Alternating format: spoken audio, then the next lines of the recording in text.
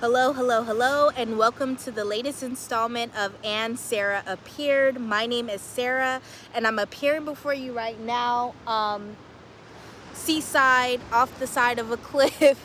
I'm appearing before you right now because I know that we're in the year 2023. And before the year came in, I heavily was doing a meditation where I was reciting the 23rd Psalms. But even before that, I was listening to a sermon from an apostle. And if you're watching Apostle, you know who you are. But I was listening to a sermon. I'll go ahead and say his name.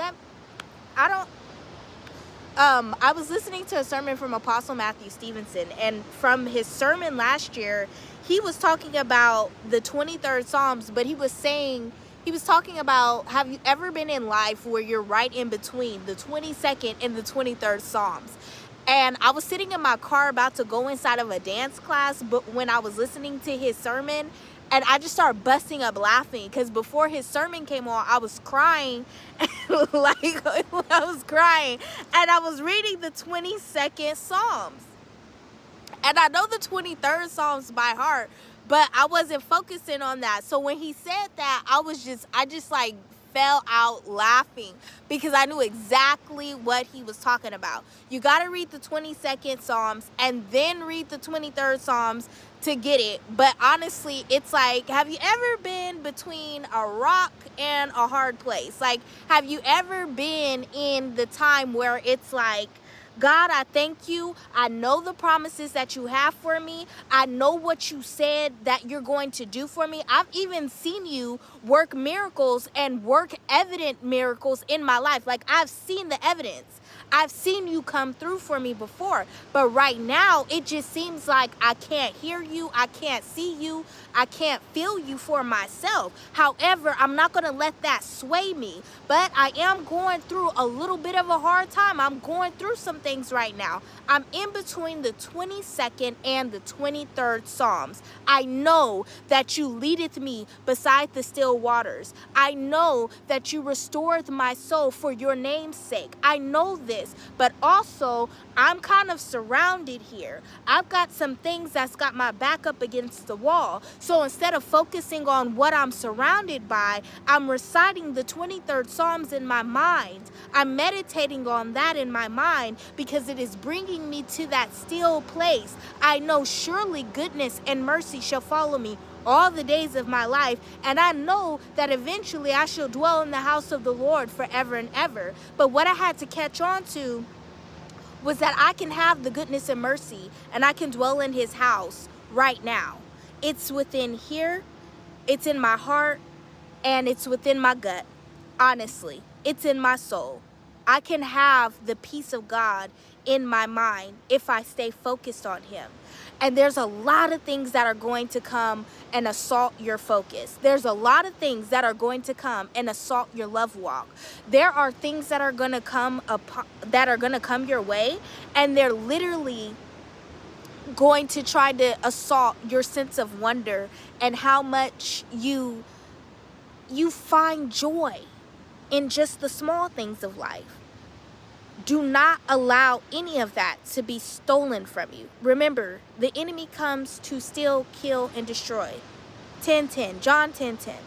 And we have to be able to guard that. But the only way we can safeguard it is knowing surely goodness and mercy shall follow us all the days of our life.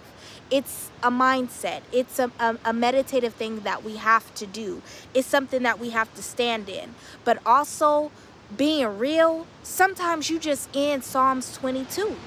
Sometimes you are in Psalms 22 and you are like, you know what? This is so raggedy. This is the ghetto. I don't know what's going on right now.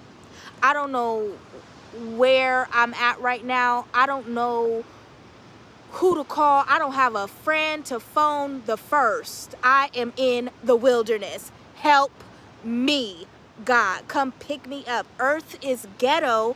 I want to leave. Okay, I'm sitting seaside. You can also find me on the street. Earth is ghetto. Come and teleport me. Sometimes it just be like that, but it's like, no, you can't get out that easy, you know. And just like on a serious note, literally believing in the promises of God and going to him and letting him know that he's your only hope, he's your only way out, will get a response from him. A lot of the times coming from my old practices, it was very self-sufficient, and it was like, you have to do this on your own, you have to do that, you have to do that, you can get yourself out of this, you can do this. And I really was. And my old practices were not something that didn't work, they were working. But the problem is, you get tired, and you're human, and your soul gets taxed. That's why, for me, Jesus was a better alternative, because it was like, I gave my burdens to him. I gave him my burdens, and he gave me his yoke. It was easier.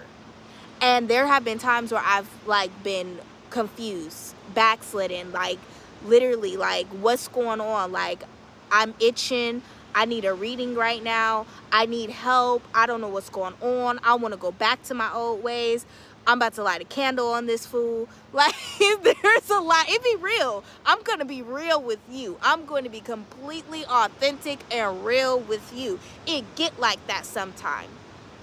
But you have to stay focused on God. You can't take what you perceive to be an easy route out. There's no shortcuts. But I promise you, if you keep walking with him, surely goodness and mercy shall follow you. Those are angels for the rest of your days. And you will dwell in the house of the Lord forever. And I'm not talking about in the afterlife. You can have heaven on earth right now.